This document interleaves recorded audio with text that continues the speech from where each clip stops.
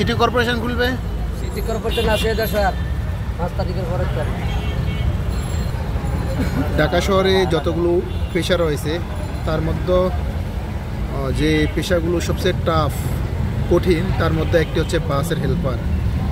প্রথমত তাদের কোনো প্রশিক্ষণ নেই, দ্বিতীয়ত একদম রুট লেভেল থেকে এসে তারা বাসের হেল্পারি পেশায় নিজেদেরকে নিয়োজিত করে। এতে তারা এই ঢাকা শহরে যাত্রীদের সাথে কেমন ব্যবহার করা উচিত, কিভাবে ভাড়া আদায় করতে হয় সে ধরনের ন্যূনতম ধারণা নেয়। এই জন্য প্রতিনিয়ত আমরা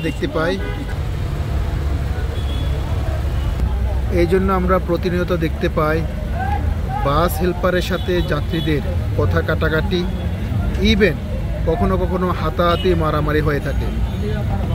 বিশাল গ্যাঞ্জাম বেঁধে যায় ভাড়া নিয়ে। বাসের হেল্পার যারা অ্যাটেন্ডেন্ট বা হেল্পার রয়েছে তারা অনেক সময় বেশি ভাড়া দাবি করে নির্ধারিত ভাড়ার চেয়ে। এটি আমাদের ঢাকা শহরের একটি কমন প্রবলেম। প্রতিনিয়ত এটা নিয়ে ঝগড়া হয়, মারামারি হয়।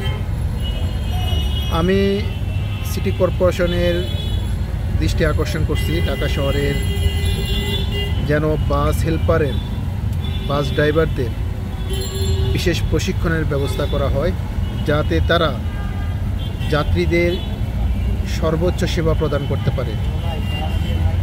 তাছাড়া বাস মালিক সমিতি তাদের প্রতি আমি দৃষ্টি আকর্ষণ করছি যাতে তারা বিশেষ প্রশিক্ষণের ব্যবস্থা গ্রহণ করে থাকে, কিভাবে কাস্টমার সার্ভিস দিতে হয়, কিভাবে যাত্রীদের সাথে কথা বলতে হয়। আর আরেকটি বিষয়ে আমার বিশেষ অনুরোধ রইল, আরেকটি বিষয়ে বাস মালিক সমিতি, city corporation, Bangladesh road transport authority সংশ্লিষ্ট সমস্ত সংস্থার প্রতি আমার অনুরোধ রইল 1 কিলোমিটার অন্তর অন্তর ভাড়া যেন আপডেট করা হয়। কারণ অনেক সময় অল্প দূরত্বে যাতায়াত করা সত্ত্বেও আমাদেরকে বেশি ভাড়া দিতে হয়। হেল্পাররা এই ক্ষেত্রে অনেক বেশি বার্গেন করে থাকে, তারা যাত্রীদের সাথে খারাপ আচরণ করে থাকে।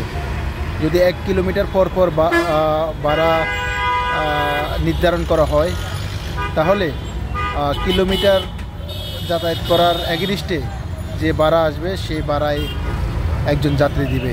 প্রিয় বন্ধুরা, আমি এখন আছি সদরঘাটে। আমার এখন যে ডেস্টিনেশন, যে গন্তব্য, সেটি হচ্ছে আমি যাব গুলিস্তানে। ওকে প্রিয় বন্ধুরা, যদি ভিডিওটি ভালো লেগে থাকে তাহলে অবশ্যই আপনারা লাইক কমেন্ট শেয়ার করবেন, এই প্রত্যাশা করি। আল্লাহ হাফেজ।